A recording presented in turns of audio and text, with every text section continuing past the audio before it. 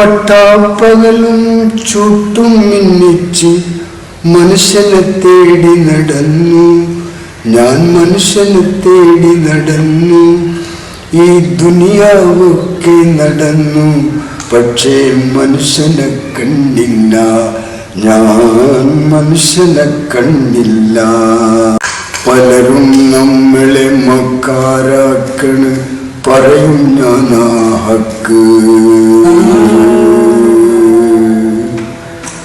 പലരും നമ്മളെ മക്കാരാക്കണ്, പറയും ഞാനാ ഹക്ക്. പലരും നമ്മളെ പിരാന്തനാക്കണ്, തുടരും ഞാൻ ഈ പോക്ക്. വ്യക്തി എവിടെയുള്ള ആളാണെന്നും ഇദ്ദേഹത്തിന്റെ പേരെന്താണെന്ന് അറിയില്ല. കഴിഞ്ഞ ദിവസം വാട്സപ്പിൽ വീഡിയോ കിട്ടുകയുണ്ടായി. അപ്പൊ ആ വീഡിയോ കണ്ടപ്പോൾ എത്ര മനോഹരമായിട്ടാണ് ആ വ്യക്തി പാടുന്നത്.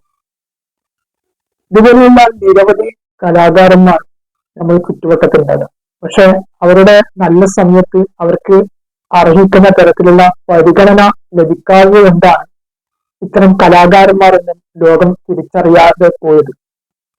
യാതൊരു യാതൊരു ശബ്ദത്തിന്റെ അകമ്പടിയുമില്ലാതെ അദ്ദേഹത്തിന്റെ സ്വന്തം ശബ്ദത്തിലാണ് ഇത്രയും മനോഹരമായിട്ട് അദ്ദേഹം പാടുന്നത്.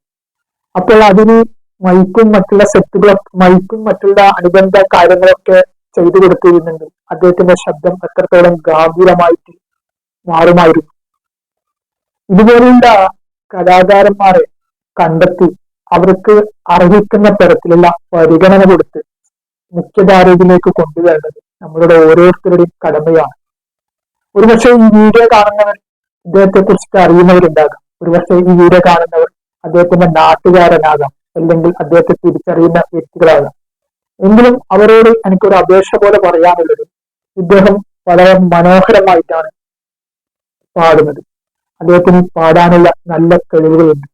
ഈ പ്രായത്തിലും ഇത്രക്കും ഗാംഭീരമായി ഇത്രക്കും മാധുര്യമായി പാടാൻ കഴിവുണ്ടെങ്കിൽ അദ്ദേഹത്തിന്റെ നല്ല സമയത്ത് എത്രമാത്രം നല്ല നിലയിൽ പാടുവാൻ കഴിവുണ്ടായിരുമായിരുന്നു.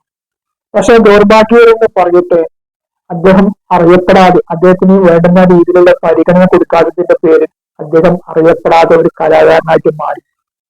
അതുകൊണ്ട് ഇനിയെങ്കിലും ഞാൻ നേരത്തെ സൂചിപ്പിച്ചവർ അദ്ദേഹത്തിന് അറിയിക്കാനുള്ള ഒരു പരിഗണന കൊടുത്ത് അദ്ദേഹത്തിന് വേണ്ടുന്ന എല്ലാ പ്രോത്സാഹനം കൊടുക്കണമെന്നാണ് ഈ അവസരത്തിൽ വിനീതമായി ആവശ്യപ്പെടാറുള്ളത്.